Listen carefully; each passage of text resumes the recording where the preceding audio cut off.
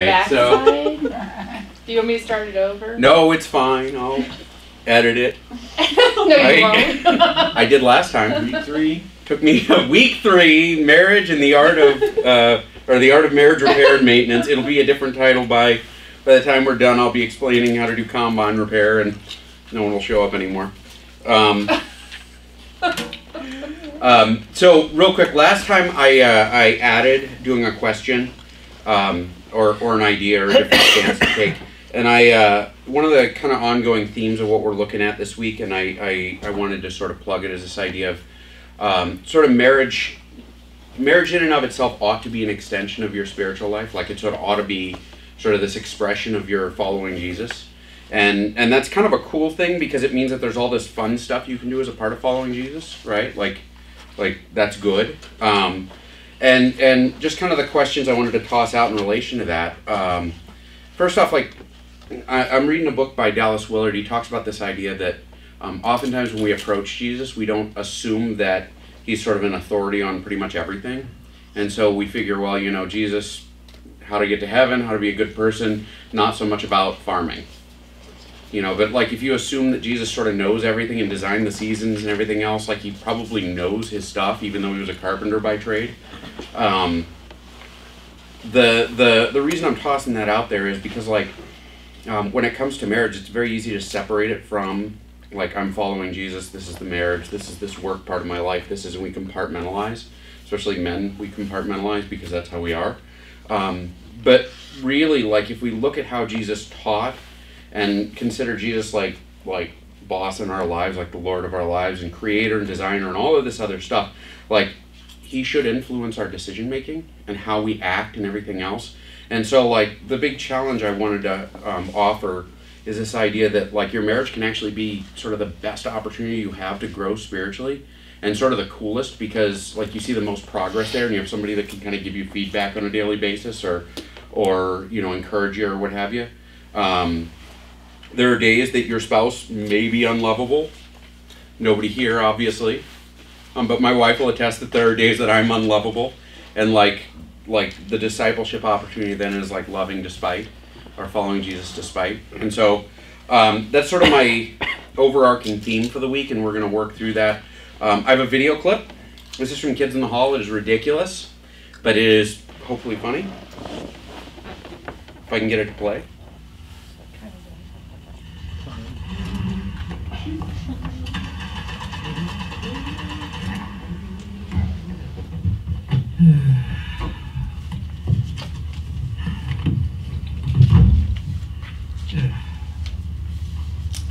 What's wrong, Danny? Darn thing won't start. Maybe the spark plugs aren't firing. Thanks for the tip, honey, but would you let me, please? Okay? What is wrong? I know.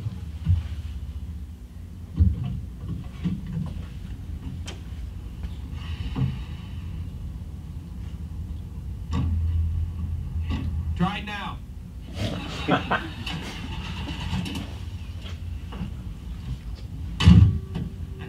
Right now. It's not starting. Try now.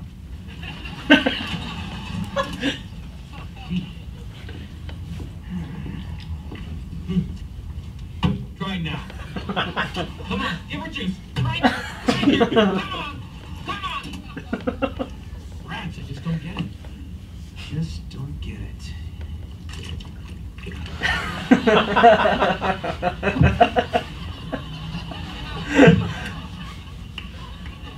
Right now. I think so. Shh. We don't want to that part.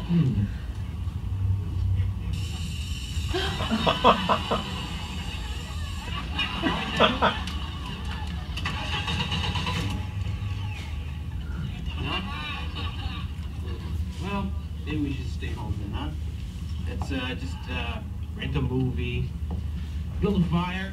Yeah, just the two of us. Try now! Try now! Try now! Dang! Daniel, no use. I got an idea.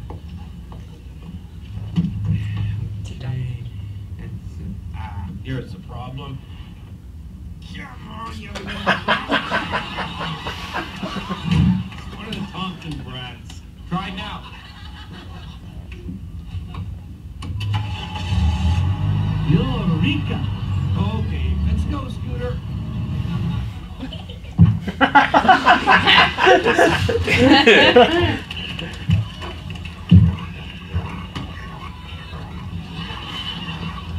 Okay, hands open. Here we come. We go. All right, it's silly, right? Like, one of the things we're going to talk about, like this week and next week, is sort of the idea of tools in the toolbox, right? Like, what's the first thing the guy does to try and start his car? He opens the hood and looks, right? And actually, for years, that was the extent of my car knowledge. You would open it and look because it seemed like the thing you were supposed to do. But, I mean, there could be a dead hamster in there, on the wheel, and I wouldn't know. I mean, or hey, the turn signal fluid's low, maybe I should add some there. Or, I mean, the guy obviously doesn't know what he's doing. He keeps trying all of these different things, and they're clearly not working because, cleaning the windshield's not going to make the car start. And painting the car is not going to make the car start. And the reason I kind of went with this is, like, his approach isn't working, and it's not working because he has no idea what he's doing, right? And it's oftentimes the case when it comes to things, like in marriage, that we approach them and we try all of these things and they don't work because, like, for whatever reason we're coming at it the wrong way. Does that make sense? I was talking with somebody yesterday about the vacuum cleaner as a gift and sort of the thinking behind it. Like, men like tools. Most men would love to receive a tool as a gift, and so they think, well, I'll give you a tool because that's what we do, and that's a great gift. And of course it's an awful gift to give up. Hey, it's a new washing machine, it's just for you. No, that's awful. But it's that thinking, and it's the thinking that's all about, like, not approaching it the right way. We talked a lot about the pink and blue thing last week. The whole idea that women look at the world from the pink perspective and men look at the world from the blue perspective. And a lot of times what gets in the way of us doing things right and kind of getting things done, especially as men, and I'll ask it, guys, have you ever tried something you thought, this will definitely make my wife happy, and on the tail end of it you're in more trouble than you were when you started, and you're thinking, what the heck happened? Like, how on earth did that take place? How did that go so wrong? And it's because we're trying the wrong thing. We're opening the hood and looking, and we're like, well, I don't know what's going on with the woman. She's crazy. That's the problem. I'll tell her that. And of course it doesn't work. So like it's sort of this lack of understanding sometimes, like, particularly between the way that genders handle themselves or see the world, that makes life hard. And part of what we need to do, like, as we approach each other, is particularly guys, like, I'm gearing this in this direction, because for me this is the easiest way to understand my wife and marriage, is this idea that, like, I need the right tools to accomplish the job I'm trying to accomplish, right? And so the objective with a lot of what we're going to talk about this week is basic tool stuff. What do you need to do to get past the problems? Or what do you need to do your job better is actually probably a better way to look at it. We're going to start with the spiritual. This is where we start every week. Anybody have questions so far? Thoughts? Want to know how to, like, repaint a car with a can of spray paint? I have a video clip, another one. A lot of video clips this week. It's a Tim Hawkins song.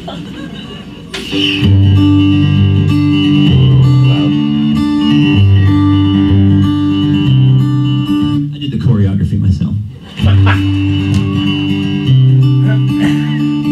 Hey honey, have you gained some weight in your rear end? The dress you wear reminds me of my old girlfriend. And where'd you get those shoes? I think they're pretty lame. Would you stop talking, cause I'm trying to watch the game. If you're a man who wants to live a long and happy life, these are the things you don't say to your wife.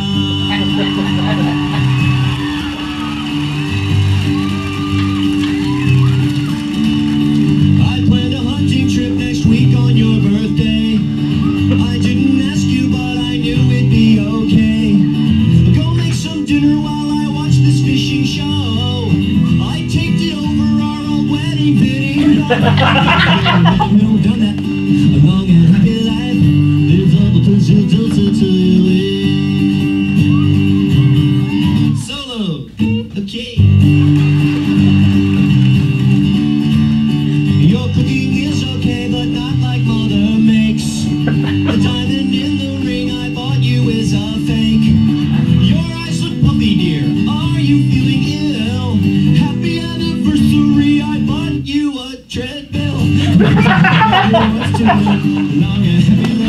It's all the things you don't say to Lily.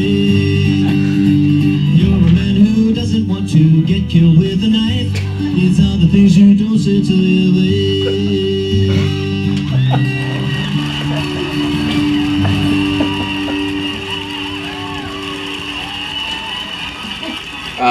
The material for this week, what we're looking at for the spiritual portion, is from a book which I have with me. It's called Sacred Marriage. It's actually one of the better books I've read on marriage. It's also really weird, and so I don't know that I recommend it, but this is an amazing chapter, and some of the stuff in it is fantastic.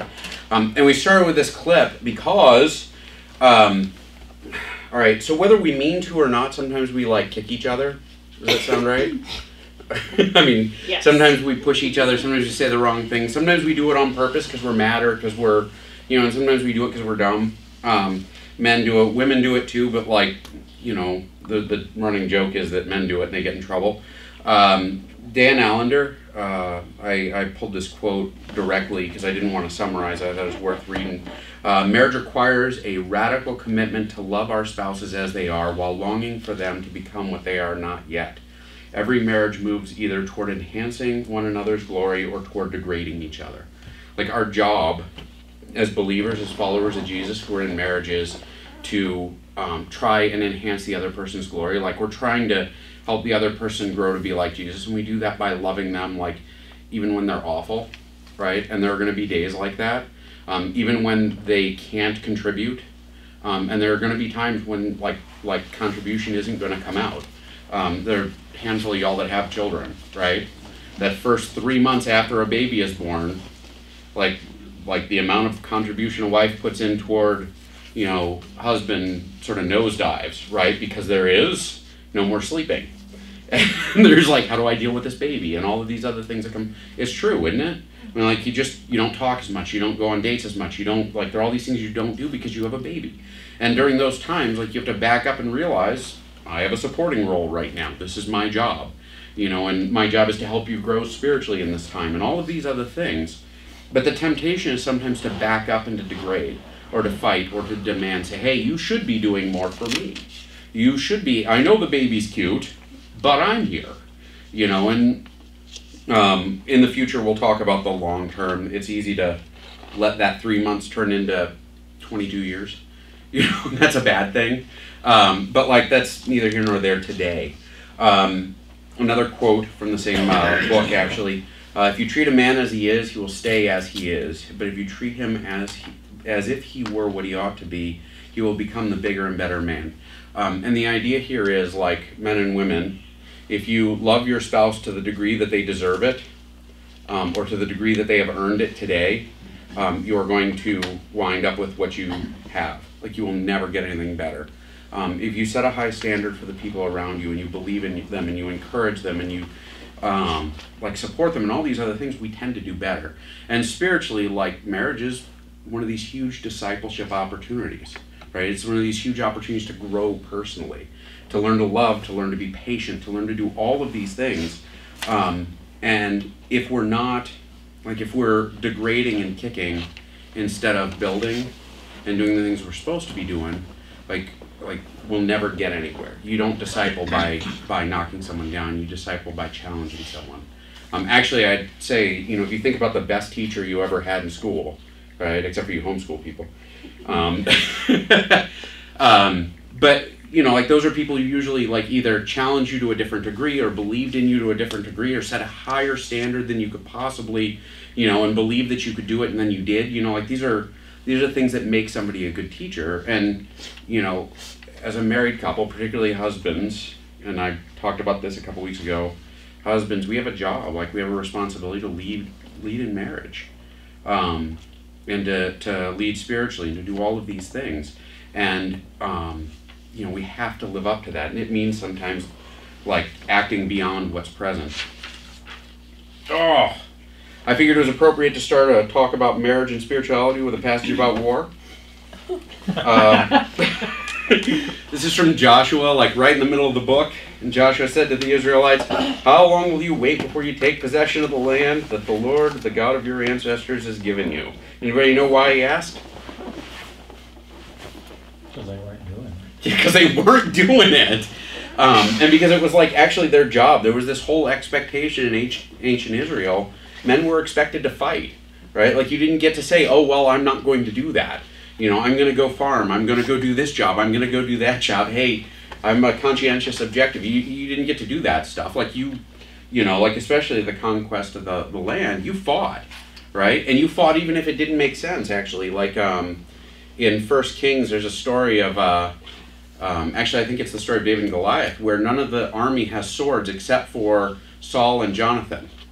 And like everybody else doesn't have weapons, and they all still showed up to fight, you know, and it was sort of tough for you guys, right? Like you have to do it. When we get to the New Testament, we encounter a very different expectation of the people, because there's a very different emphasis in Matthew 22, 34 to 40. But when the Pharisees heard that he had silenced the Sadducees, they gathered together, and one of them, a lawyer, asked him this question to test him. Teacher, what is the greatest commandment in the law? And he said to them, you shall love the Lord your God with all your heart, soul, with all your heart, with all your soul, and with all your mind. This is the first commandment. And a second is like it. You shall love your neighbor as yourself. And these two commandments depend all the law and the prophets. Real quick, if one of you guys like is fighting with my wife and like cusses her out one day, are you cool with me still? No. Not so much, right? We had friends at the old church we went to that there was a big church fight, and the husband and the couple like yelled at my wife during a meeting, just chewed her out, and it was like, you know, well, we're not friends anymore, you know, like that's not okay. Like you didn't say anything mean to me, but you know, you have to be okay with my wife if you're going to be okay with me. If you don't like my kids, we're going to have conflict, right? The reality is that like the folks around you are God's children. Right? Even when they don't act like God's children. Titus is my child, even when he's, you know, peeing on the bathroom floor or, you know, having a temper tantrum during youth group dinner. You know, he's still my kid. And in order to be right with me, you have to be okay with him. You know, if you start giving my child problems or beating him because he's being bad, I might encourage you, depending on the day. But for the most part, there's going to be a problem. And so, like, what Jesus gives us here is this, like, hey, love your neighbor as yourself. This is a universal command. This is not I can walk away from this if I don't feel like doing it, right? How does it work with marriage then? That's the next question. Thoughts? How does it apply?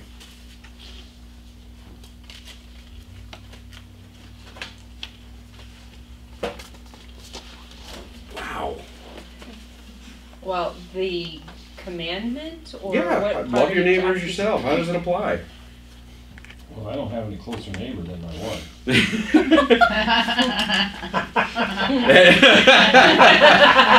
That is funny on a whole other level. It's true, isn't it? Yes. Beyond that, if you can manage to love your neighbor, but you can't manage to love your wife, you know, how are you doing? I read this, I was reading a different book this afternoon, where the guy it's a book on discipleship, and the guy talks about his neighbors. He had neighbors that moved in that were like ex-bikers and drug dealers and all that. They were like, you know, guys were shooting up on their lawn next door, and, you know, he just like, you know, these people, I can't stand them. I wish they would move away, you know, and he realized one day that he didn't love them at all. He kind of hoped that one of them would overdose so they'd leave. You know, and he thought about it, and he's like, man, I'm not really loving my neighbors as myself. And then he started thinking about it, and he realized that, like, even most of the people that he worked with and the church people around him and all that, he didn't really love them the way that he loved himself. People would ask to borrow things from him, and he got a little annoyed because he didn't like loaning things out, right? Or people would ask him questions and tear him away from his work, and he would get annoyed. Instead of loving them like he would love himself, there was sort of this attitude of, well, you know, I'm busy.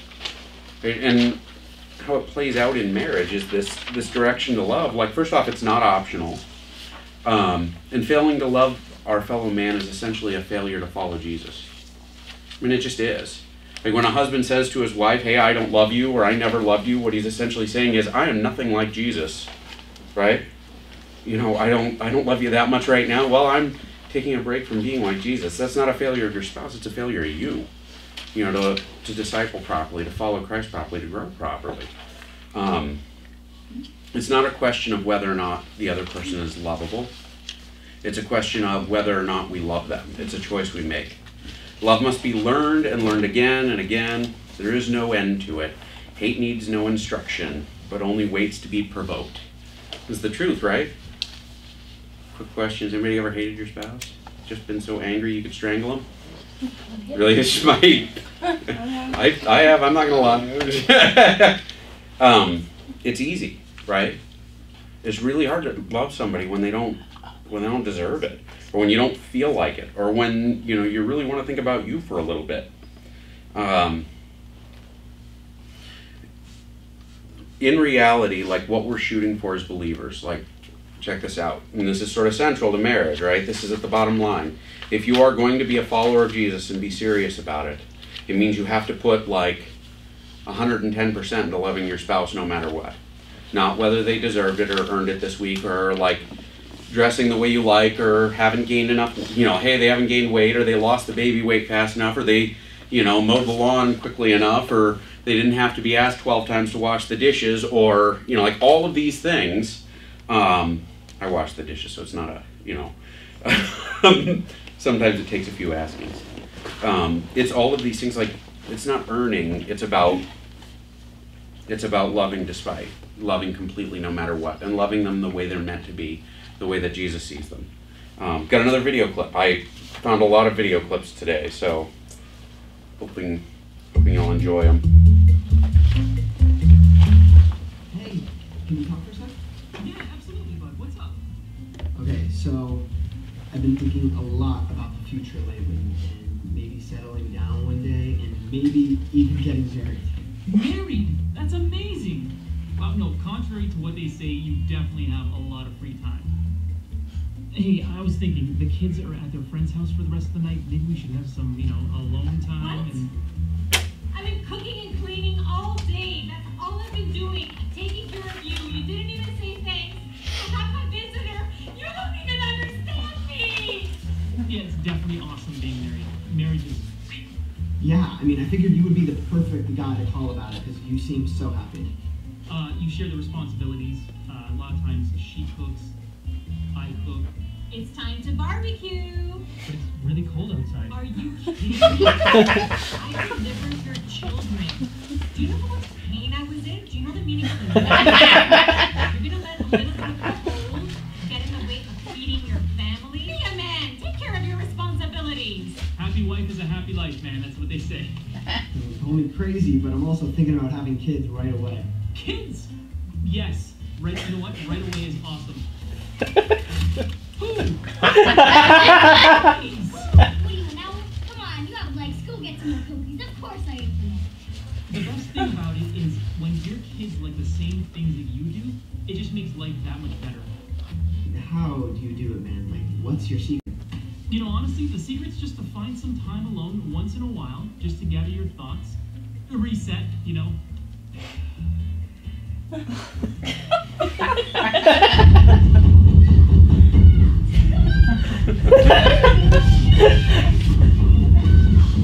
so much truth in this.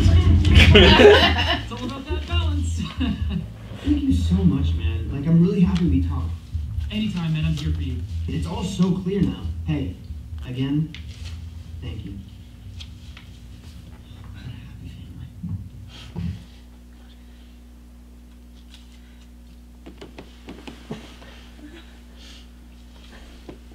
Good answers.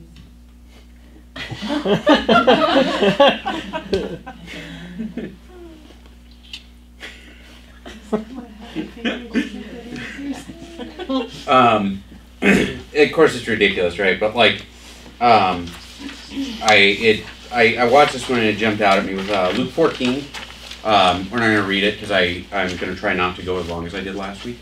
Luke 14, there's this great parable that Jesus tells about this wedding banquet where, folks are invited and they don't show up, and he starts extending the invitation. He invites the lame and the sick and the homeless and the dirty and all these other people and brings them in the door, and then he goes out into the lanes and invites robbers and all these other, they fill the hall with people who are totally unlovable. And one of the big messages behind this is about Christ's willingness to love the unlovable, right? his willingness to love people who can never pay him back. I mean, and honestly, that's me. I don't know about y'all, but like I can never really pay back like the debt I owe to Jesus. Like I'm so out of my depth. And this is something we're called to imitate. And we learn it in this setting. One of the authors I was reading talked about going to the public library, right? Like you guys live in a small enough town that the libraries aren't like this. But anybody who's lived in a big city, if you go to a library in the middle of winter, what do you encounter? Yeah, homeless people, because it's warm in libraries. And so you go in the library and like these people are there and like, you know, you sit down to read or whatever, and like this guy who, you know, you can see the smell on him coming off, like, and there's sort of this expectation that you love those people, right? Like, not very lovable. And this guy was talking about trying to figure out how to love a person like that, and then he realized that like he didn't get along with his wife very well, and he said, if I can't love my wife, how do I love this guy? At home every day we have this foundational encounter, right? We get up in the morning, we go to bed at night, we do chores, we serve, we do all of these things. All of the service that we do, meeting each other's needs in marriage, is about learning to love at a different kind of level.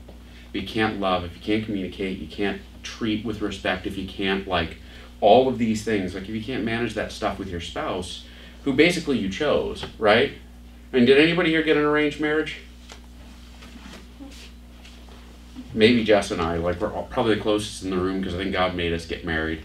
That's a whole story. But for the most part, we choose who we marry, right? And like we spend all kinds of time discussing it and dreaming about the future and everything else. And then we choose this person, we marry them. And like we're not even required by Scripture to get married, right? Paul says it's better not to get married. You know, and so we like go against that and get married anyway. And like in that we receive this opportunity. With this opportunity to like learn to love at a different kind of level and to serve at a different kind of level.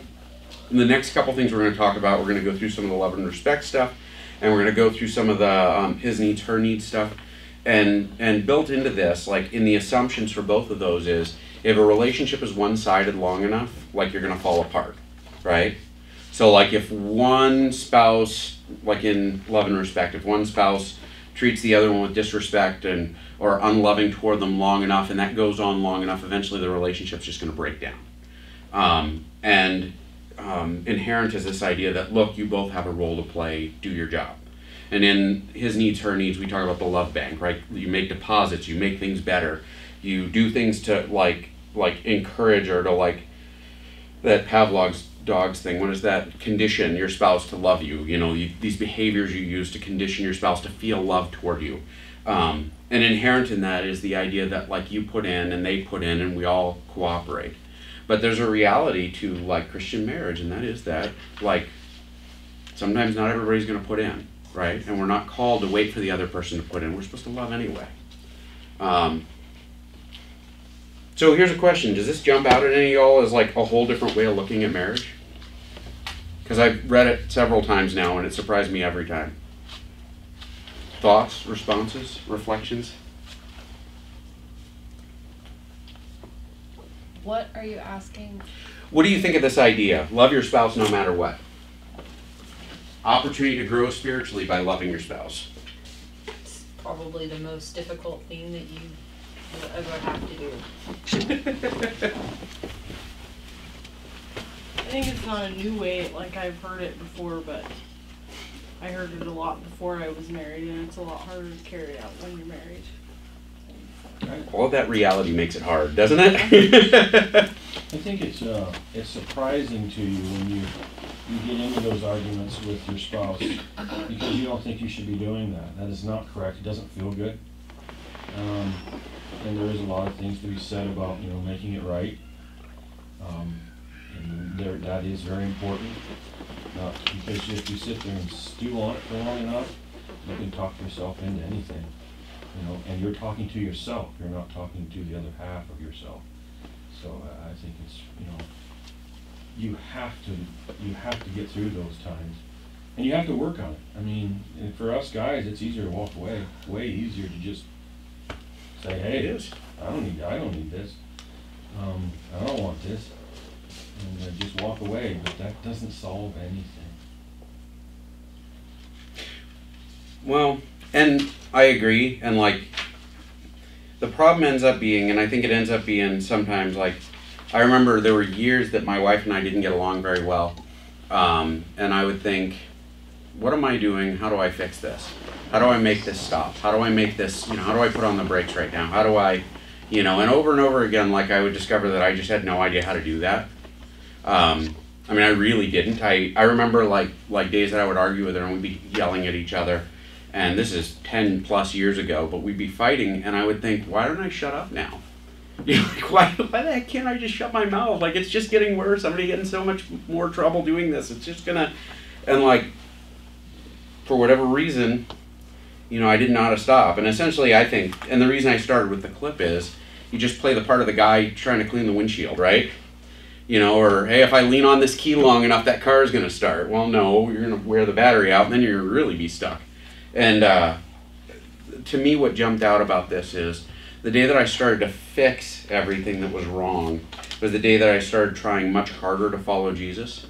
And, like, everything, I spent a night praying that God would just help me, like, be close to him and like follow him and be like Jesus. And that was what kind of fixed it. And it was still a long road and there's still a lot of work to be done. But like the basic tool, the most basic concept here is be like Jesus, love your spouse no matter what, serve them even when you don't feel like serving them, which is hard. I think I really liked one of the books you had us read, You and Me Forever. Just there was a lot of lines in that book that stood out to me, but the one line that I remember is like, what does it matter in the course of eternity? And like that was really, I think that has really been an awesome question that I ask myself a lot when I get frustrated or like in a spot where something's bothering me. I'm like, what does this really matter in the course of eternity? Is it worth fighting over 100 years from now? Like nobody's gonna care and it's not doing anything here and now, so I think that's been really helpful just to think about stuff instead of being so caught up in the moment of, I'm really frustrated that you didn't rinse your bowl when it was in the sink. It's like, what does it matter? In the course of eternity, if the bowl wasn't washed, is he not going to heaven for that? Like, just the stepping back. But I've always thought it's strange that the people we're closest to are the ones we can argue and say the meanest things to. Like, I've just always found that amazing. And I think it's just because you trust them not to leave for the most part, but it's just... You also develop expectation that the other person will behave in certain ways.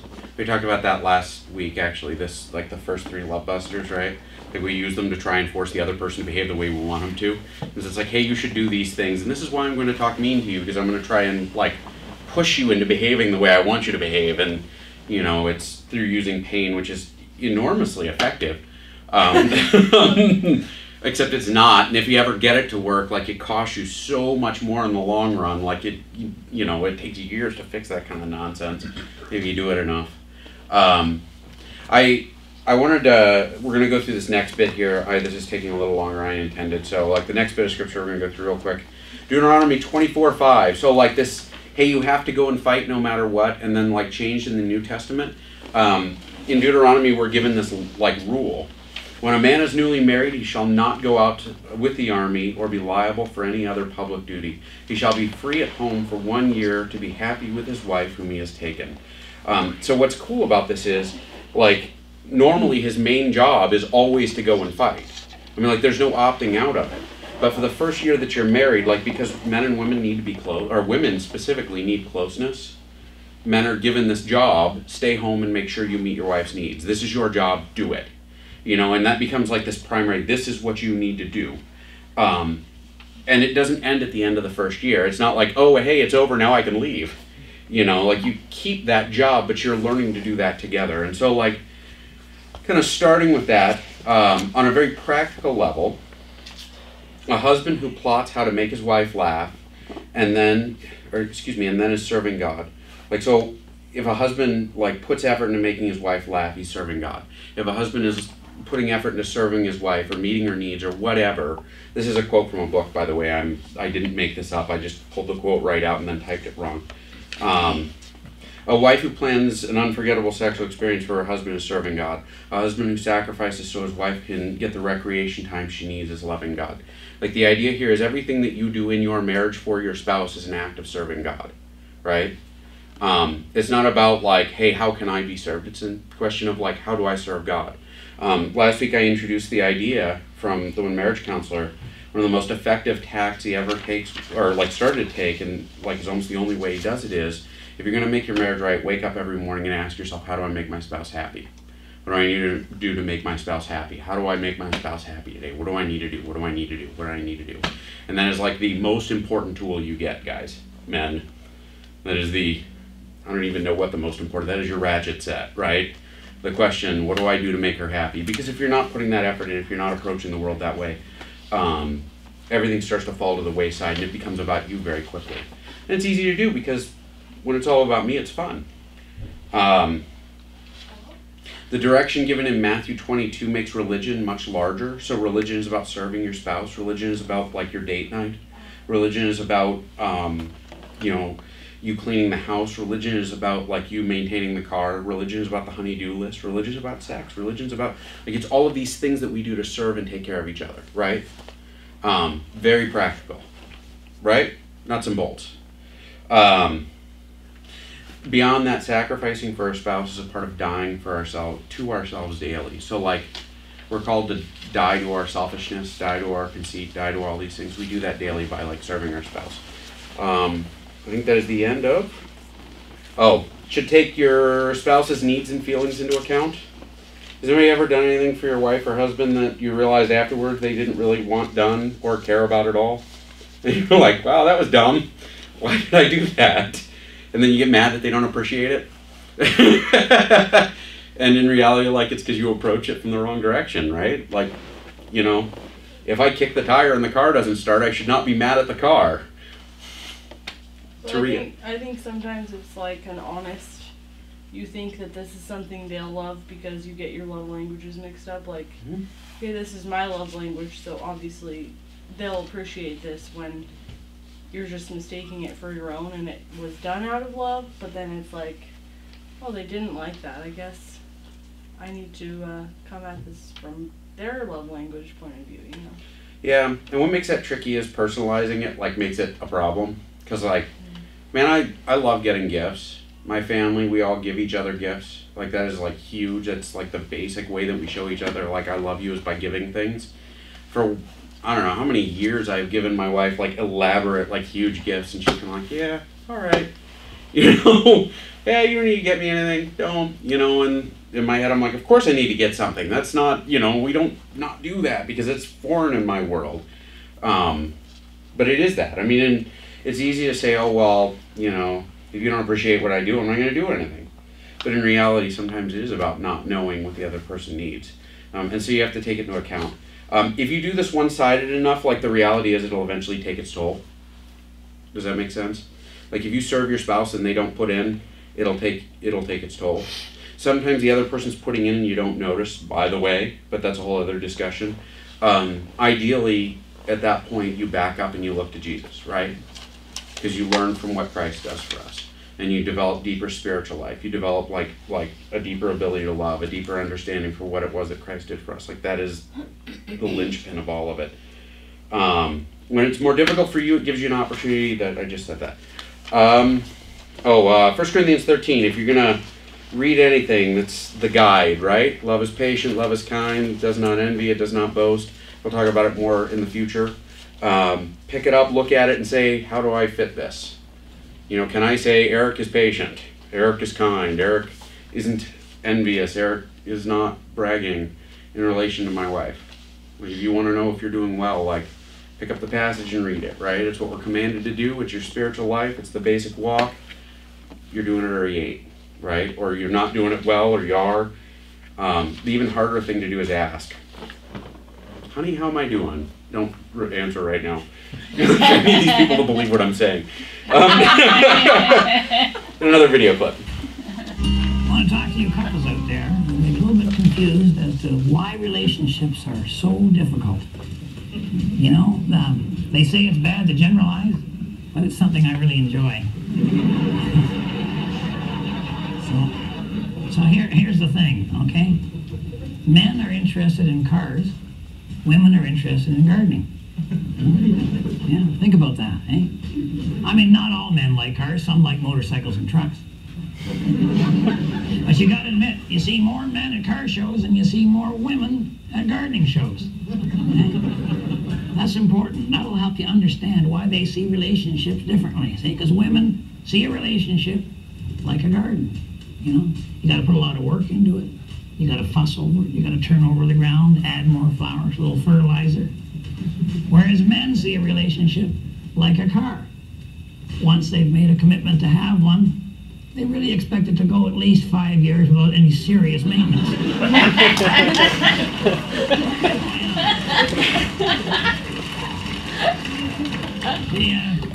Women enjoy working on a relationship. They see that as part of the fun. Men see that as a sign that there's some serious mechanical problem. And maybe that's why when there is a serious problem, women try to dig down deeper and get to the roots. Whereas, unfortunately, a lot of men try to trade up. Remember, I'm pulling for you. We're all in this together.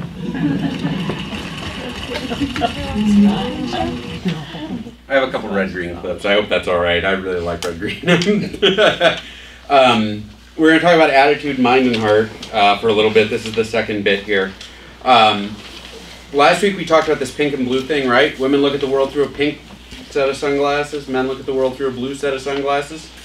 And the differences between the way that we look at the world sometimes creates a great deal of disharmony.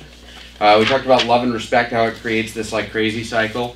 You know, she's disrespectful to her husband, and that makes him be unloving to her, which makes her be disrespectful, which makes him unloving, and it goes on and on and on and on. And sometimes it goes for years and years and years.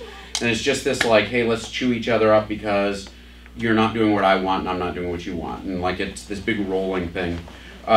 This week we're going to talk about the, did I really put the wrong clip in there? The image is wrong. It should be the energizing cycle. It's the opposite of the crazy cycle. And it's basically, it's a snowball that happens in healthy relationships.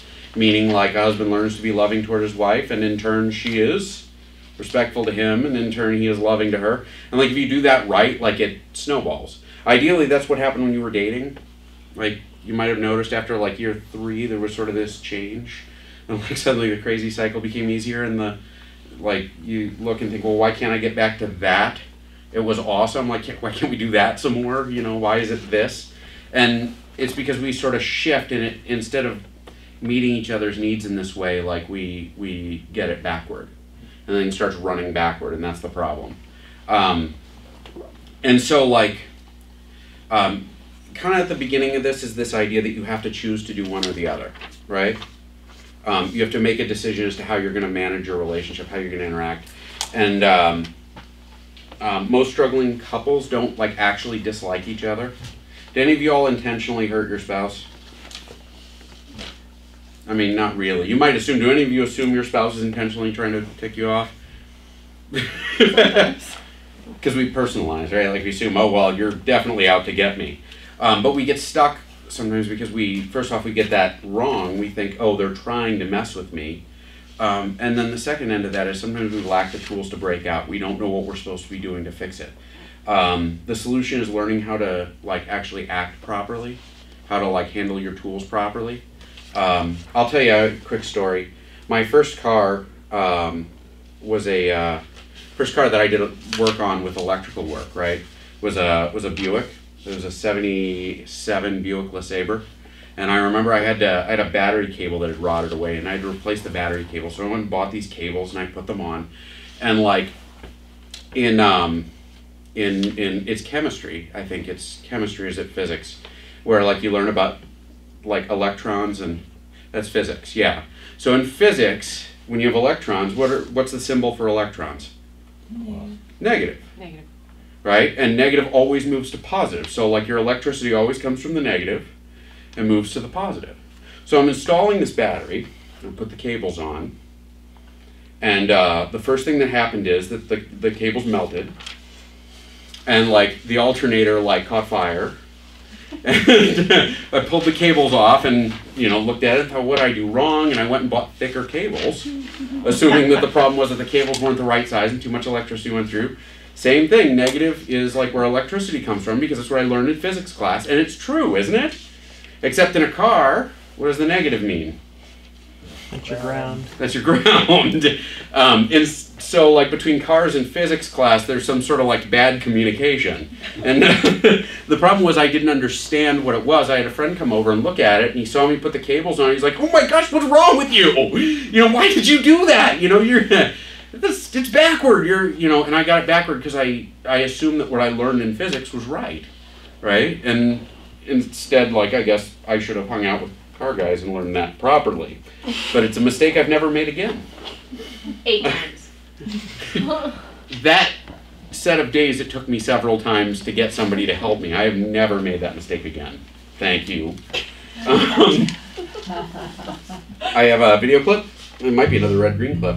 Yes, it is. I want to talk to you guys who, when you were a kid, really admired those tough TV heroes.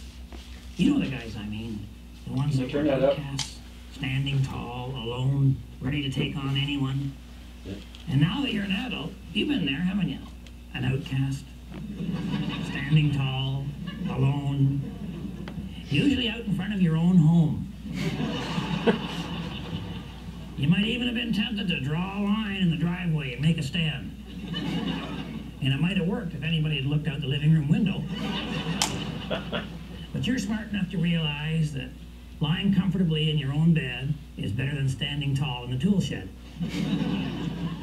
Sure, sucking up and apologizing hurts. It hurts bad. I mean, the groveling alone can feel like you're going to die. But you know what? You're tough. Married tough. And if you're not hurting, you're not trying.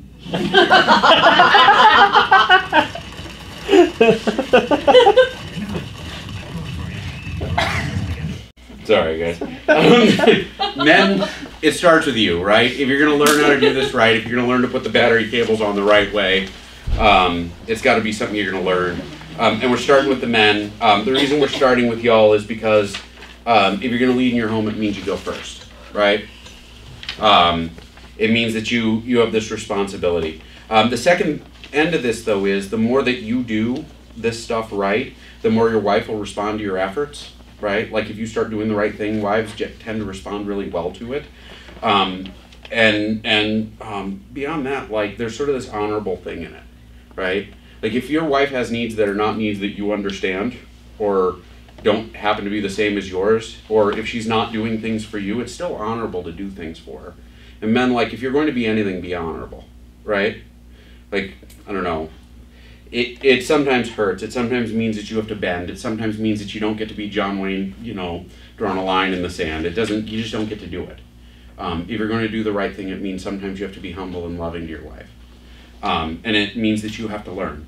Are you going to be perfect at it? Probably not. Great line in Proverbs 24:16. A righteous man falls 7 times, but... Anybody know the end of it? Gets up 8. Right? Like you're going to screw up. You're going to say the wrong thing, and it's going to be hard and it's going to be unpleasant, but like if you're going to do the right thing, it means doing the right thing. This isn't about you becoming women or getting in touch with your feminine side. You can do this without doing that. Everybody with me? It does mean you're going to have to do things that are uncomfortable sometimes, things that are out of your character. But you know what? It wouldn't be something you'd be commanded to do if it was something in your character. If the command from God was for me to watch TV and eat chips and, sit up all night like enjoying sci-fi films, I would be in good shape. If that's what made my wife happy, it would be wonderful. It would be easy. But unfortunately, my wife is different than me. Though I've never seen The Notebook, but Mark has. I have not. Sorry. I still have some of my manhood. I actually don't think your fiance wants to see it either, right? Nope. Don't do it. It's not about you becoming a woman. By the way, for wives, this needs to be a cue for you to act differently as well, to respond and reinforce. Like, there's this interesting thing I watched where it talked about how men, will literally die for respect. During Vietnam, the Vietnamese discovered that if you injured a soldier and left him laying out in the open, and left him laying there hollering, his buddies would charge in and try and save him. And so they would do that intentionally to draw other soldiers out to rescue, because a man will jump up and run out and die knowing that he's running into gunfire, like over love for a fellow man, right? Like, men will die for that kind of thing. They, like, respect and like honor is huge for us. We'll act in ways that are sometimes uncomfortable because that's huge to us. But it is a really hard thing for a man to look at a woman and treat her a certain way, knowing that she doesn't respect him. Gentlemen, am I right? It's hard to like do anything for somebody who doesn't respect you. It's really hard. The more that you respond and the more you reinforce, the better he will do. Okay? But gentlemen, it starts with you, and I got an acronym. Closeness. Why are you nodding your head no, honey? This is the first tool in the toolbox. I'm only giving you 3 today because I really don't want to go to 10 o'clock. Women need closeness, right? They need to like have face-to-face. It's validating for them. It's huge. There was this study done with infants, right, newborns, and they discovered that when babies first open their eyes, little girls, the first thing they will do is make eye contact with the people around them. And if you do a voice, they'll make eye contact with you and look at you. And an overwhelming percentage, women will make eye contact and look face-to-face. Baby boys will make eye contact until they see motion. And then they'll look at whatever's moving. Look, something shiny. Yes, exactly. They actually, I think they had a ceiling fan in the room, and they discovered that little boys will look at the face and then they'll look at the ceiling fan. And their eyes will hold on the ceiling fan because, like, men are interested in things that move and act and all this. Women are interested in face-to-face. It's how they validate, like, connect and validate. It's part of who they are. It is in the scriptures. I got a couple verses that I was going to have us look up, but I'm running long right now. They're all about closeness or living in close proximity or standing together, being face-to-face. Like, over and over again, the scriptures, like when they talk about marriage from the woman's perspective, one of the overwhelming themes is be close to each other. He's face-to-face with me. That's that Deuteronomy passage is really about the husband being close with his wife, right? The Song of Solomon passage is all about, like, her talking about his hand under her head and his arm embracing her and all this other stuff. Like, women dig on closeness. It's huge to them, right? This is your hammer, guys, right? Hammer is a good tool to have. It's true, right? If something gets stuck on your car, what do? Well, you should probably not take a You get a bigger bar or you use a hammer, right? Sometimes you use both. I don't know why y'all are... Crowbar. Anyway. No, it's called a cheater bar, actually, right? You took a crowbar to your car. I did hit my car with a crowbar once, but that's a whole other conversation. Quit heckling me. Men tend to see face-to-face as confrontational and controlling. Did it start? Flat tire.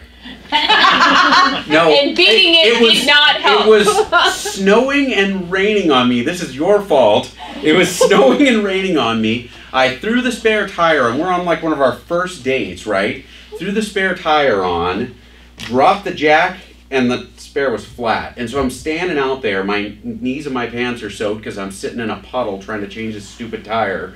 And like, the thing just went flat, and I hit the car. It was an old 70s junker. I mean, it was a T-bird. I don't think it even hey, dented quiet, the woman. T-bird. You're making this harder. That's when you jump in the outfit and say it's your turn. Anyway, men tend to see face-to-face as confrontational, right? So when your wife comes up to you and asks you, "Where have you been?" looks you in the eye, right? Your first instinct is to stare her in the eye and tell her exactly where you've been, or it's none of your business, right? Like, it's not really how men are. We don't, you get face-to-face, you get in somebody's face, there's going to be a fight, right? And early in marriage, men learn that fighting is a way to lose. Or we fight and it just gets more trouble. It's just very confrontational, whereas when women talk to each other, they connect, they look at each other. You walk into the bear paw, right? And you will see women any time of day sitting around talking to each other face-to-face, right? They do this thing where they gather and they give each other the report of what their life looks like right now. It's true, isn't it? I mean,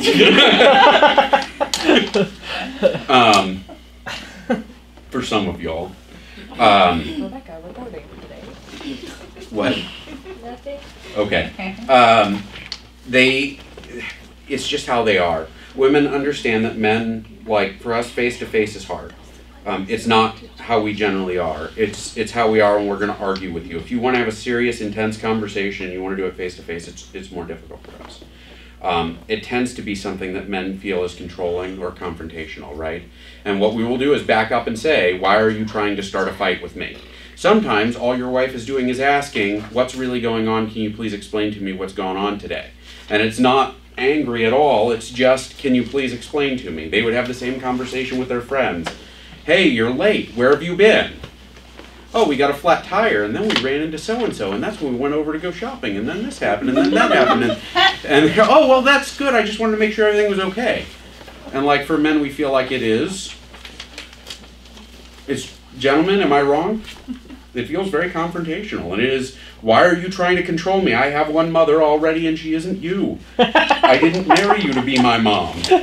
And that's how it feels for us. Here's the trick, though. It's got to be some give and take here, okay? Women understand. Men will generally get agitated and defensive and want to, like, either retreat or argue. And you will say, what the heck is going on? Why are you doing this? And in reality, you're both wrong, right? Because, like, we're communicating with each other in different languages, right? It's metric and standard, right? It sucks, but it's a reality. And so, like, you actually have to work together to make it work. But gentlemen, you have to give on this some. Because women need face-to-face time. They feel validated by it. They don't need you to sit and have a 3-hour conversation. Studies have shown that small chunks frequently and with, like, regularity is the big deal. So if you sit down, one of the things I read, it talked about sitting down and having a 15-minute conversation every day at the same time, no matter what. So the kids are screaming and yelling, they go sit on their bed, you sit down in the living room and have your 15-minute conversation. It has to happen, you know, and predictability and, like, the fact that it's taking place is huge. Like, women need that. Am I out in left field, ladies? No. Men, does this sound like rocket science?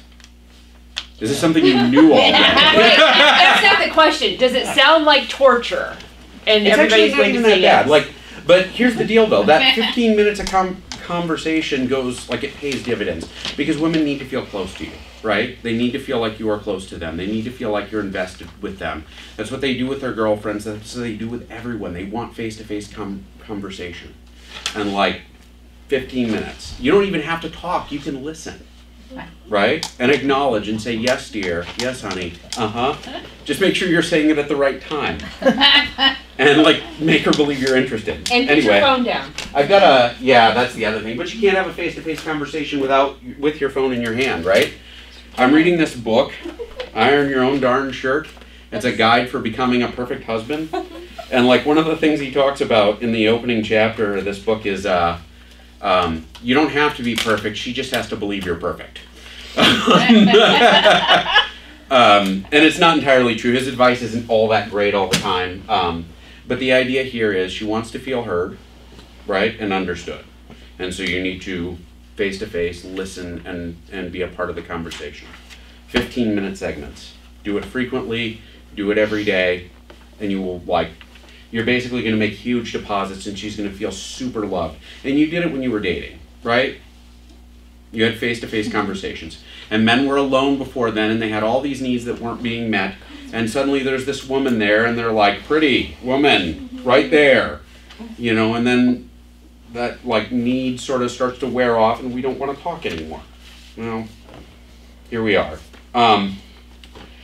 Do it. Easy. Is it complicated?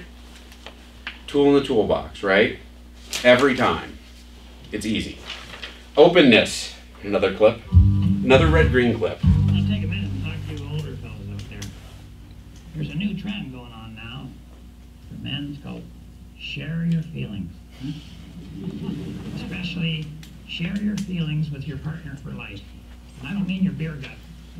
That sounds like a great idea, doesn't it? Sharing your feelings. Make your relationship stronger. Maybe make the two of you get closer together. But I just like to kind of put the brakes on that right here, right now. You know how you feel about certain things she says and does. And you know what you'd like to tell her. Okay. These should not be shared.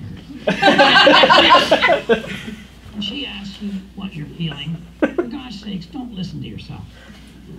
Just put your head down, tell her what she needs to hear. If you have other feelings that need to be expressed to some living creature, hey, that's what dogs are for. Now, I'm not asking you to lie. Just pick and choose. Because if you tell her how you feel about what she does, there's a real danger she's going to do the same thing back to you. And you're just not strong enough for that. Remember, I'm pulling for you. We're all in this together. Sorry, for some reason man advice feels better when it's coming from Uncle Red. Here's the idea behind openness. Women are geared toward emotional connection, right? Everybody with me? That's just how they are. It's gas in the tank for them. It is. You know, you can try and put anything else in the gas tank, it's not going to work like emotional connection does. Malachi, gosh, I really want to do these verses, but I really want to kind of clip along here. So look them up on your own. Like Colossians 3:19. Anyway, this comes down to a matter of personality difference, right? And here's something very important to understand. Women are integrated personalities. They tend to have integrated personalities, meaning that they tend to draw information from all sorts of sources, and they tend to mash it together. Got it? A woman will hear everything that happens around them and like sort it in their head, right?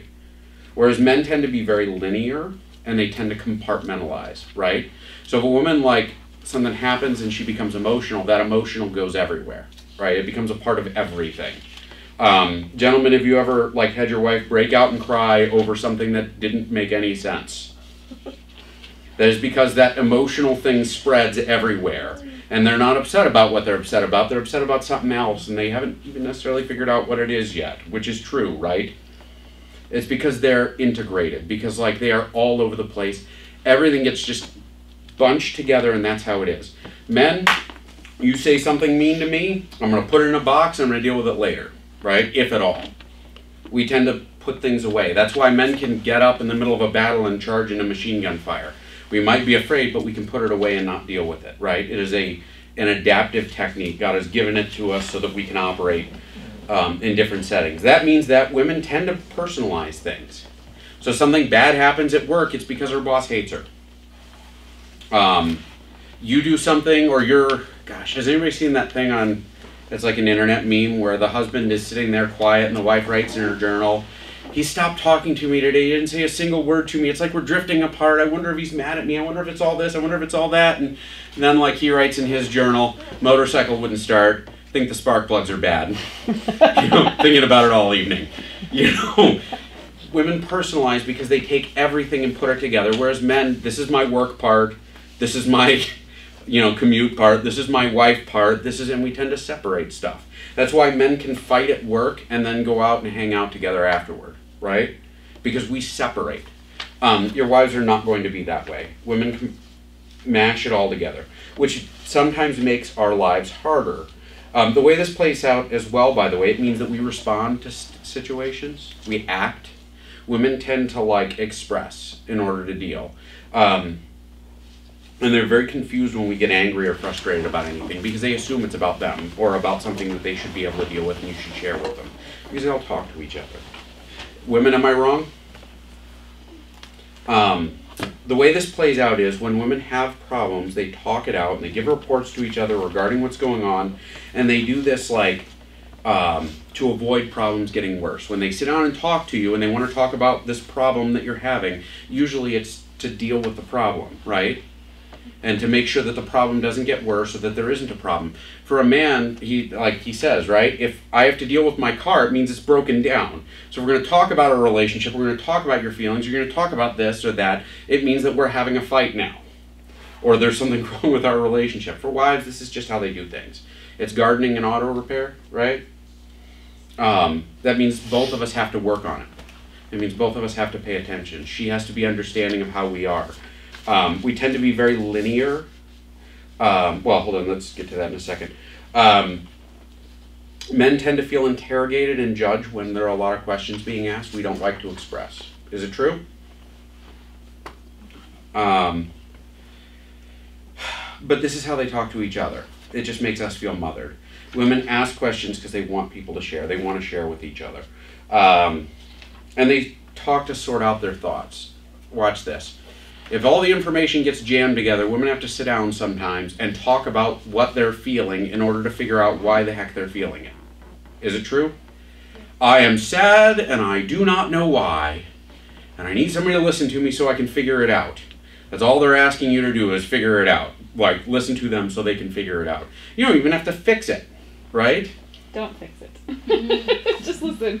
Sometimes you need to fix it, but it's important to ask what you're supposed to do, right? That's the engine computer. You jam it in there and it tells you what it is. You read the error code and you do what you're supposed to do. When it comes to your wife, you say, do you want me to fix this problem or do you want me to listen to you talk? You say it nicer than that. Or I will tell Daniel, I don't need you to talk and fix it. I just need you to listen right now. Is this about the nail? But women, like, because they have this integrated, they have to talk stuff out. Men, we don't do that. We're compartmentalized. We don't want to talk about our feelings. If you come home and upset and you don't want to talk because you had a crappy day at work and she starts asking you questions, here's where this gets tricky, okay? Watch this. When you don't answer, she assumes it's about her. Or she assumes that you're shutting her out, right? Men, it's just because we don't want to talk, right? But now you have a choice. Watch this. The more you're willing to say, this is what is bothering me, right?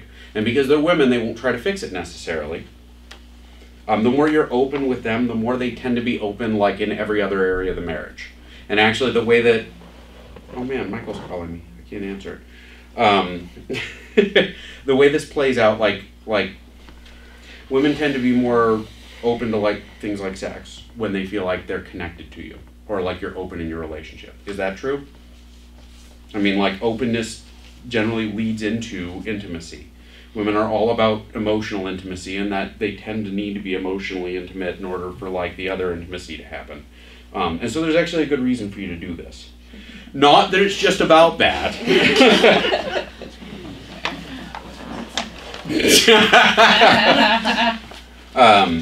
But that is a driver for men, isn't it?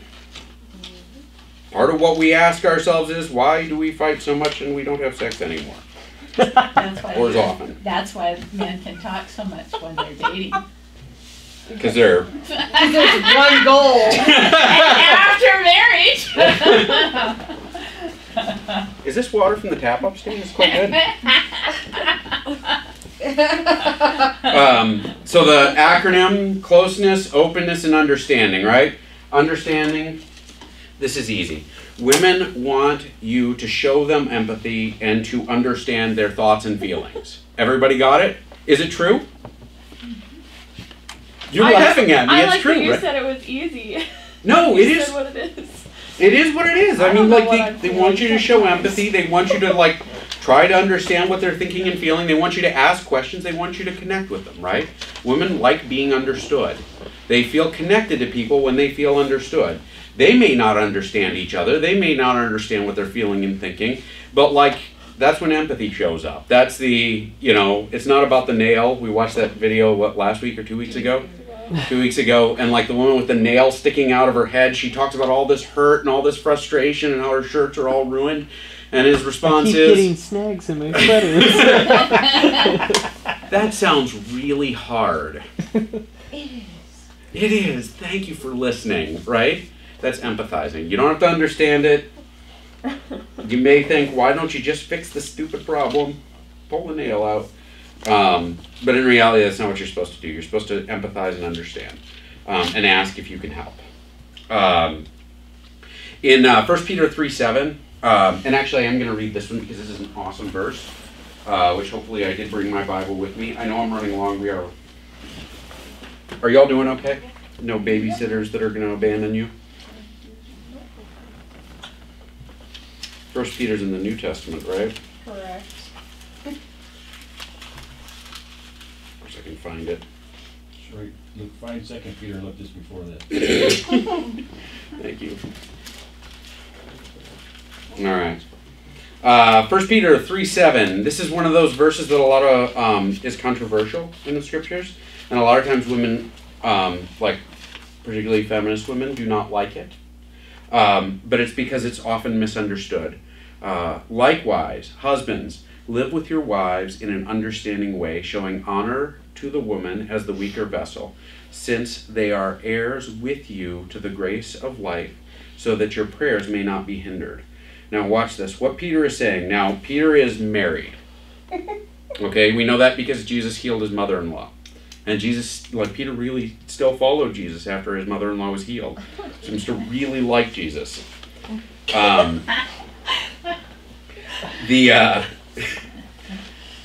mother-in-law is awesome. All right. Husbands, live with your wives in an understanding way. Now watch this. What Peter is saying here is, he's saying, look at your wife and understand that she is different than you and respond to her according to her differences. Right? I mean, that's what it comes down to. Be understanding to the fact that, like, she is feminine and that she is a different person. She is not a man. And so, like, you need to sometimes listen and pay attention and, like, acknowledge these feminine attributes and, like, treat her as though they're real things, right?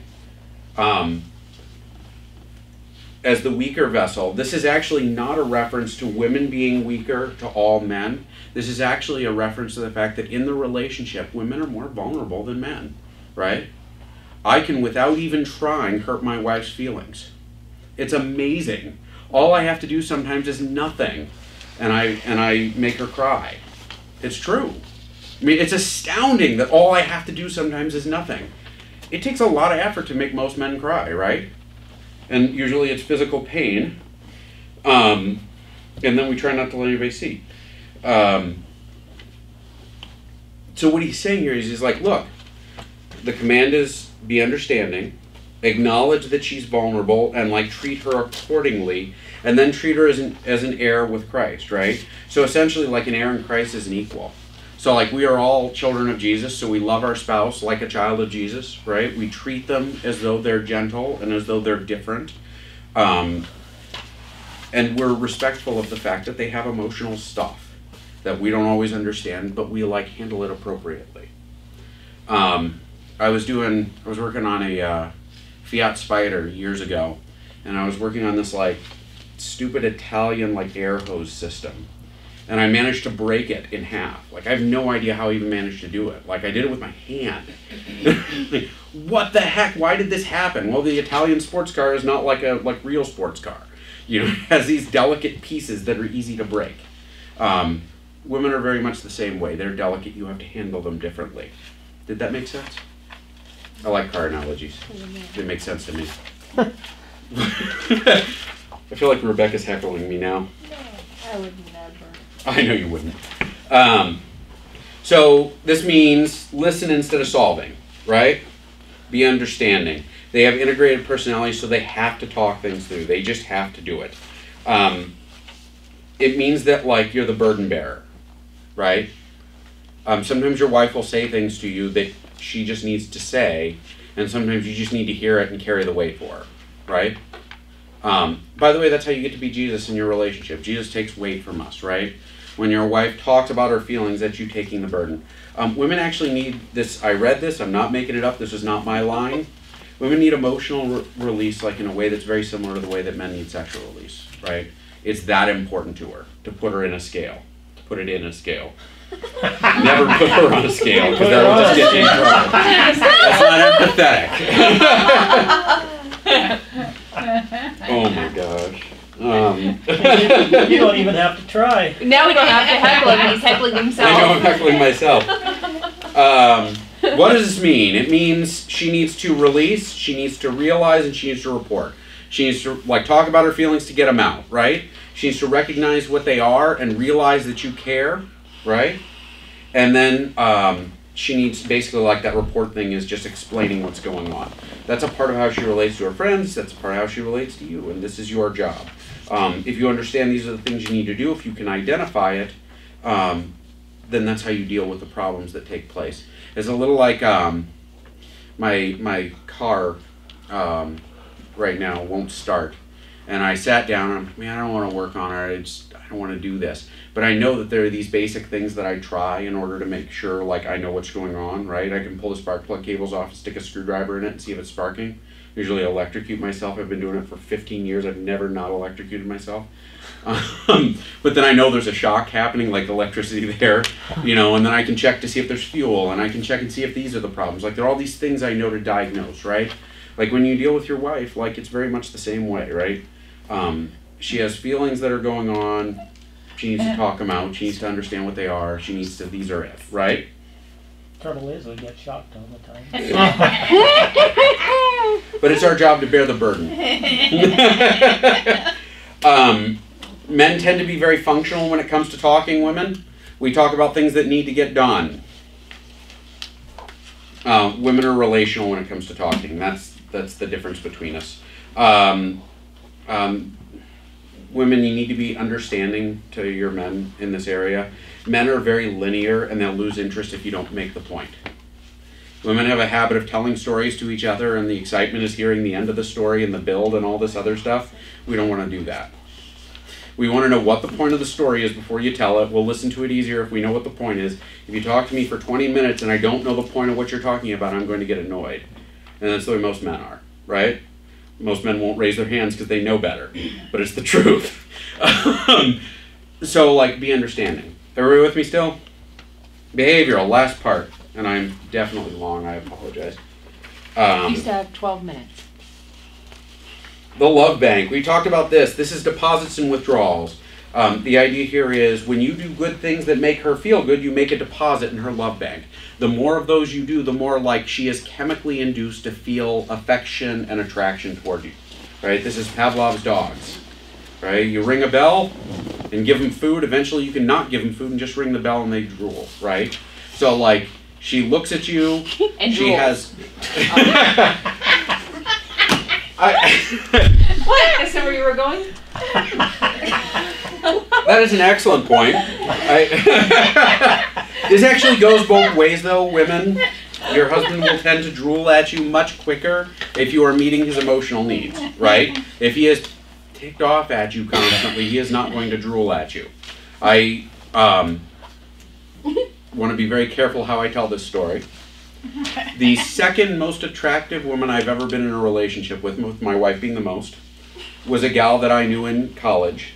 And she was one of the least pleasant people I have ever met in my entire life. She was unbelievably unpleasant. I dated her for a while, and I dated her literally because she was very attractive, right? I remember talking months after I was no longer dating her, I was standing around with a group of guys, like 10 guys, and we were working at the college over the summer, and so was she, and she walked by and cut off shorts, and the guys we were talking, and then everybody except me stopped talking and watched her walk by. And all I could think was, you people have no idea how insane that woman is. Right? Like, she is completely nuts. She is beyond insane. You know, and she was just not attractive, right? Because she was nuts. My dad high-fived me when he saw her. He visited the college, he saw this girl, like, oh yeah, I dated her for a while. Yeah, you know. Nope, not good. The reality is that those deposits and withdrawals, you make enough withdrawals and there is no attraction, right? You make enough withdrawals, like, it just disappears. And so, like, the idea here is, this behavioral portion is, make deposits and your relationship improves. Everything improves. Last week we talked about the arguing and controlling things, like selfish demands and disrespectful judgments and angry outbursts. Those will be on the video. That'll be on the internet eventually. I have a video. That's a great place for it to start. You think that girl is pretty? No, not really. I mean, I get it, you know, I see it, but not really my type. What'd you have for lunch today? Oh, you know, like a salad. Hey, don't worry about the dishes, I'll do them. Really? Yeah, they come into this big, I mean, you've seen Ghostbusters, right? Yeah, I've seen Ghostbusters. I get a lot of good use out of it. It was a really good investment. How much? $50. 50. Oh, yeah, that's nice. Is I've had this for years. Just found it in the closet. What about Jennifer Lawrence? Do you think Jennifer Lawrence is pretty? She has those pouty lips. Been in the bathroom a long time. What's she doing in there? Oh, you know. Finishing my book. So, how many episodes of Mad Men did you watch after I went to bed? Just like one.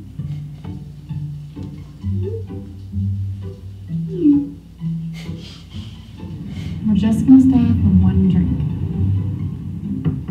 I'm not hungover. I'm just really tired today.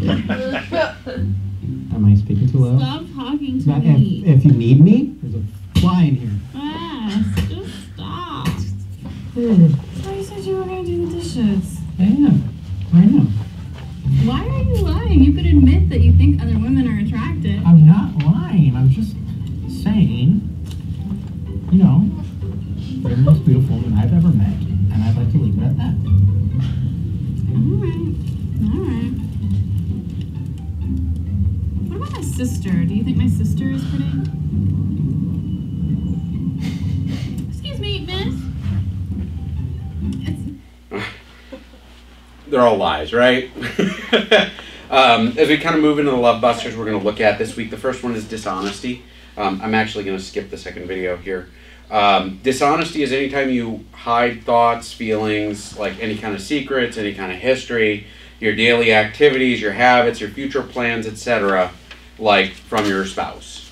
Anything that you hide that is like something that's real that you're hiding is dishonesty, and it's a love buster. The reason that is, like, it's kind of twofold. First off, all right, is there anybody here who ever, like, well, you don't want to raise your hand for this. Nod secretively. Are there things your spouse does that you do not say anything about that drive you absolutely insane? And you could kill them in their sleep for it. Like, you think, oh my gosh, what the heck is wrong with you, but I'm not going to tell you that. Or, yeah, that really ticked me off, but oh, it's okay, I'm not going to say anything. Right? If you do that enough, does it begin to pile up? Yes. So, like, it is a love buster in the sense that it kind of screws up your affection towards your spouse because you're hiding it. The other end of that is anything that you're hiding, if it ever comes out, there you are. It's right? probably not going to be pretty when it comes out. Yeah. Anyway. There was many, over a decade ago, there was a period of time where I was very dishonest and it was an awful part of my life and everything else, and that huge toll on my marriage, right?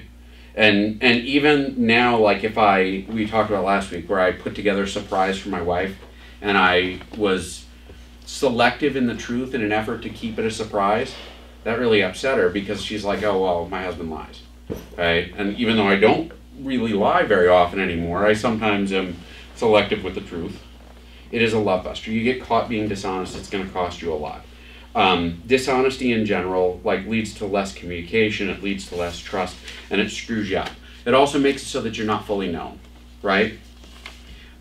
This is going to be the most painful thing to balance out. And the reason is when you start talking about dishonesty, there's 4 kinds of dishonesty and all of them aren't okay.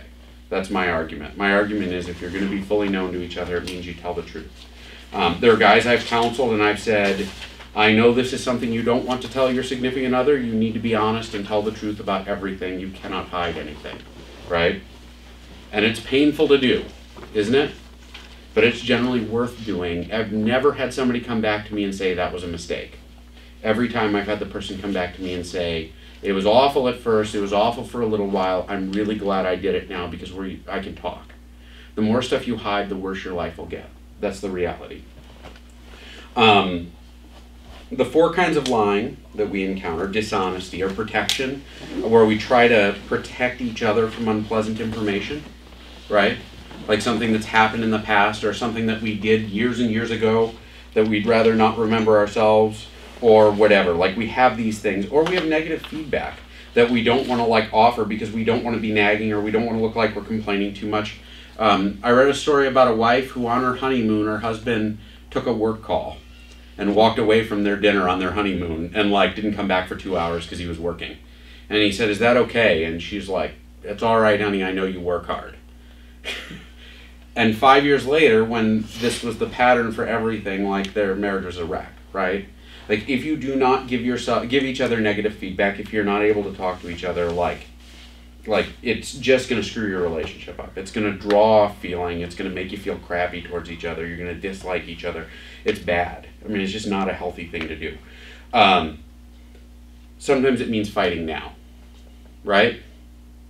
And I say this as a man who will almost always try to avoid fighting with my wife.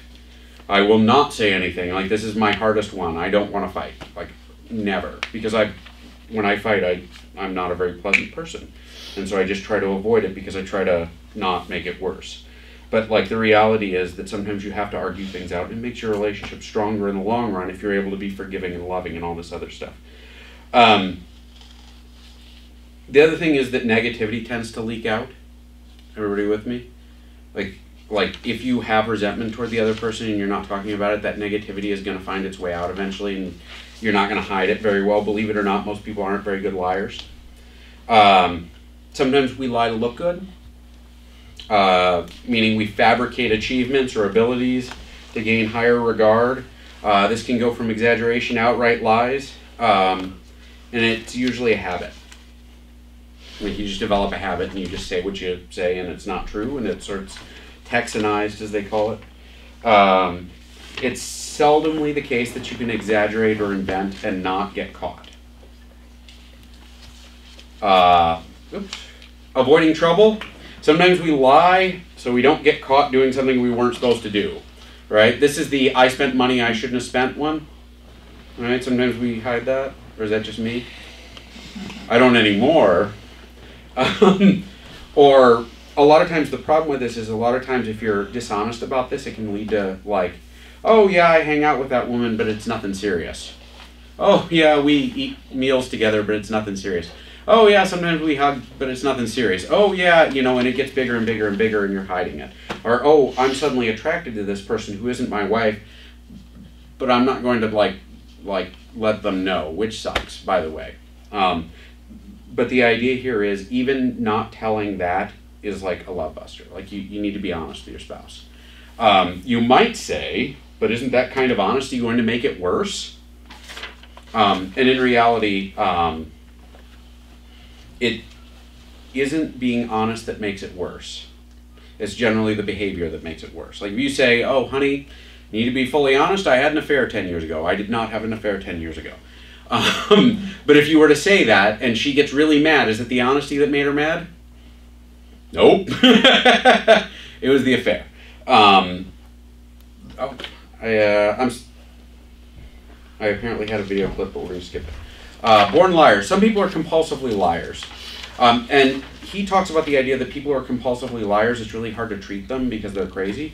That's not entirely true. Like when I was sort of stuck in the worst part of my life, I lied about things that were easy to tell the truth about. And I would think, why did I even lie about that? That didn't even make sense. But like, whatever, you know, because I lied all the time. It's just what I did.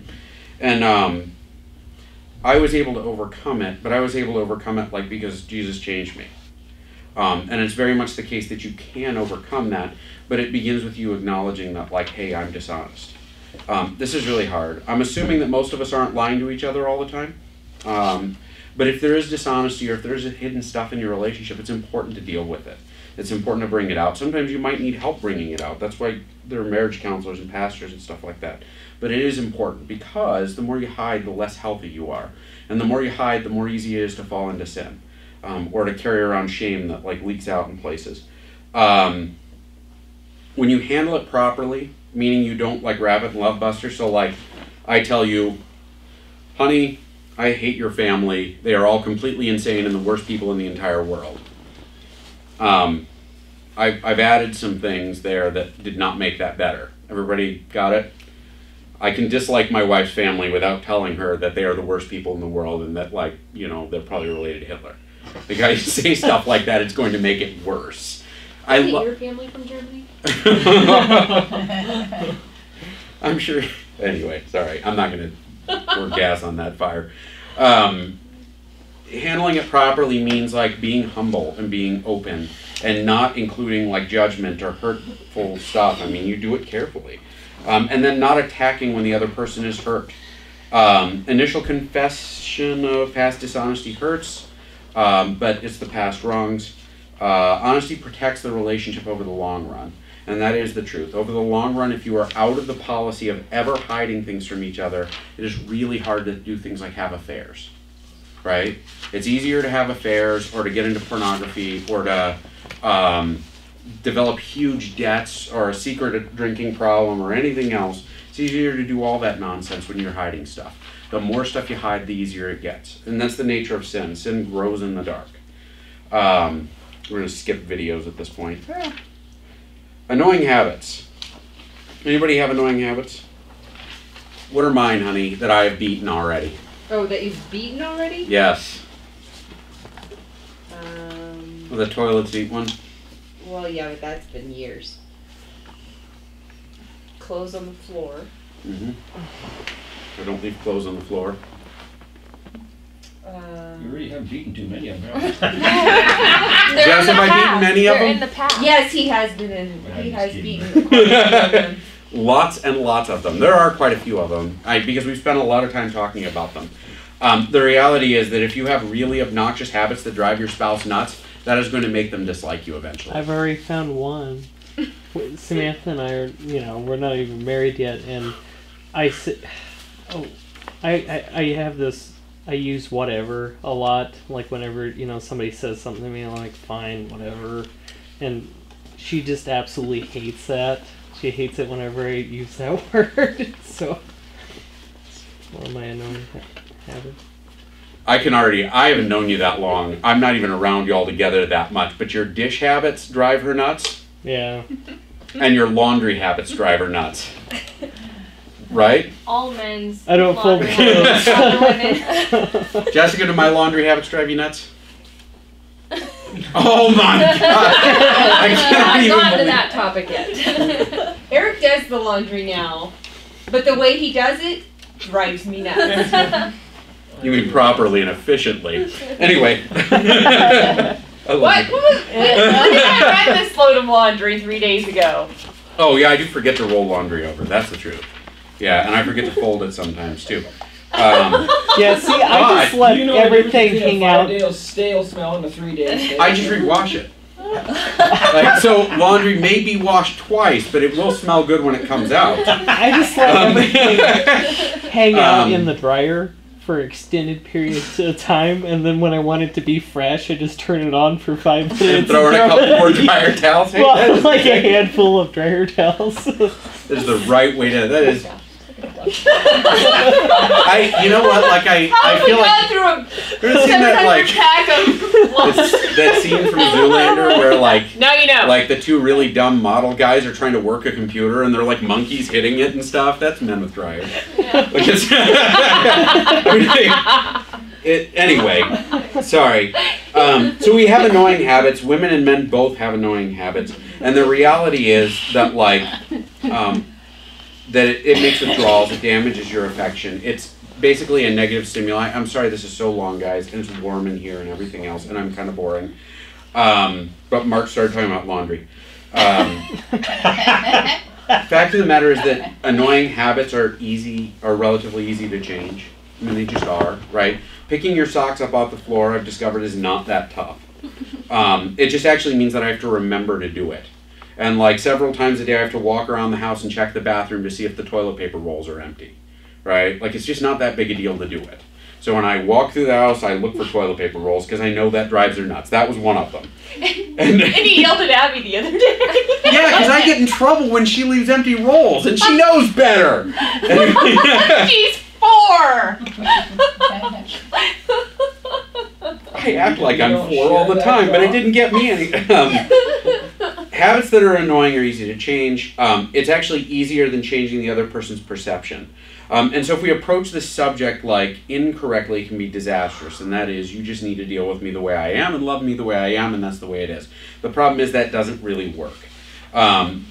It's dishonest a lot of times, to say, or well, I'll just ignore it, that's a dishonesty. Or it's just inconsiderate, or we attack the habit. Anybody ever been told you are the biggest slob on the planet? How have you I can't believe How that. did your mother, like Yeah. you live Were in you her born house? in a barn? Were you born in a barn? Yeah. It's just a reality. You got to fix them, right? If you're going to improve your marriage, gentlemen, ladies, this is a reality. Identify what they are. If you do not know what they are, you cannot fix them, right? This is generally an honest conversation you sit down and have together, and you say, "What do I need to fix?" And you get rid of the easy ones first. There are generally 2 or 3 little things that you do that drive the other person nuts that you can fix easily. Select the 3 most difficult, frustrating ones and fix them. Determine why they exist. Sometimes we have habits just because, it makes part of our life easier. I for a long time, we had big arguments about folding laundry. Laundry has to be folded when it comes out of the dryer or it gets wrinkled again. You know why I don't do that? Because I don't watch the dryer. It's just easier. But it drives my wife nuts, so I have to do it. So when I do laundry, I fold it. And it really did drive her nuts, so I took care of it. I figured out why it existed, and then I just changed the pattern accordingly. We create a plan. Sometimes that's very easy. We measure progress, meaning you say, hey, am I doing better with this? And then you praise them if they're doing well. And you kind of work through the list. If you have a whole list of things that drives your spouse nuts, fix them. This one may sound kind of silly, but it is huge. Independent behavior is probably the biggest one. Last one we're going to talk about today, but it'll be the biggest one. Independent behavior is anything you do that you do as though your spouse isn't there, right? So if my wife plans a vacation to go visit our in-laws without discussing it with me, she sets the date, takes her vacation time, and then lets me know that it's happening without asking me my opinion on it, that's independent behavior, right? She's going alone. She did for a while, actually. Isn't it true? I just stopped going to visit my in-laws. Well, I'm not going to go. I don't want to see them anyway. But I like them now. I get along with my in-laws now. But there are all sorts of things that fall into this category. Major expenses, right? Anything that is, hey, I'm going to act without your input is going to fall into this category. Hey, I disappeared and I came home 5 hours late because I wanted to, right? Or I just didn't let you know I just had to work late. There's a metaphor here. What? You disappeared hunting and I don't know where you are. Technically. Man, I totally just ran over Daniel with the bus. The metaphor that I really like related to this is when you get married, it's like you bring a house into the relationship. And this house, for men, it contains everything. These are my hobbies, these are my interests, this is my friends, these are this is this, this is this. And we keep all of these rooms, and we either incorporate our spouse into our rooms or we don't. The more rooms that we have that are our rooms and you're not welcome, the more problem you're going to have with independent behavior. So if work is something we are not going to discuss, and I'm going to make my own decisions, that's a problem. I almost took a job in Ohio 3 years ago. Almost. And I really wanted to quit the job 4 years ago. I really wanted to quit the job I was working. I wanted to quit so bad that I almost took a crappier job in a worse place so that I could get out of it. And Jess knew that's why I wanted to do it. I didn't care that's why I wanted to do it. I wanted to do it. And she said, I disagree, but you make the decision you're going to make. And I was mad at her for a week, but I didn't make the decision because I knew doing it without her input was a mistake, right? That would have been an independent behavior. Had I uprooted us and moved us to Ohio, it would have damaged our marriage. It really would have, because it would have been a decision I made without her input. Anything you do without asking, anything. And so you just include each other in your decisions, in your hobbies. If you're going to work late, you tell them. If you're going to be gone extra time, you tell them. You just talk. Or if you're going to be out for milk and get stopped by 8 people and end up 2 hours late getting milk. There's sort of the nature of the job I do. I'm not advocating clingy dependency, as in you need to talk to me about every decision. To be honest with you, my wife will make decisions and I just don't care. I could not care any less about the decision she's making. She, if she's going to ask me, I appreciate that she's asking me, but sometimes I say, hey, do whatever you want. I don't want to be a part of this. What this is actually about is interdependence, where you make decisions together. There are two sort of underlying ideas here: radical honesty and joint agreement. And the way this works is you just you always tell each other stuff. We're going to talk about the policies next week that sort of break these love busters. But like radical honesty, meaning you always explain things, like be open, tell the truth. So like I can't have meals with women who aren't my wife because I tell her everything. And if she's going to know that I'm, sitting down with this attractive lady from across town, she would object to that. She And would know it before you got home. Yeah. It is a small town. But radical honesty keeps us on the level. And that means hey, I'm going to be late. It means being considerate. That is a habit I haven't broken yet. If I'm late, I don't tell her. Joint agreement is the other one, meaning you agree on everything. You don't just make decisions. So if she decides she wants her family to come and visit, and spend the summer here, we're going to have a conversation about it, right? We're going to Seattle in a few weeks, but we had a long conversation about whether or not I agreed with us doing this. She almost went to California for work for a couple weeks or something. Or was it just a week? And she asked me. She didn't just say, oh, well, I'm going. We have discussions about it. This love buster of independent behavior comes up over and over and over again. And the idea is you just got to be together on stuff, right? Everybody still awake? All right. The big thing with this is, and it's the same with honesty, if you can't talk to each other about stuff, you're not going to deal with things, right? And we'll talk about this actually more next week. But the most important part of this and the honesty one and everything else, if I'm being honest with my wife and the first thing she does is dress me down, guess what I'm going to stop doing? Being honest, right? If every time I want to go out and do anything for myself or for fun, I get chewed out and yelled at, guess what I'm going to start doing? I'm just not going to ask anymore, right? There has to be give and take in it. If anything happens in that regard, if you can't talk about things without being cruel or controlling or whatever, it's going to stop. And so the underlying idea with all of this is you got to get along with each other and you got to be nice and you got to make it so that it works. That is all. I'm sorry I rushed. Stop. I do have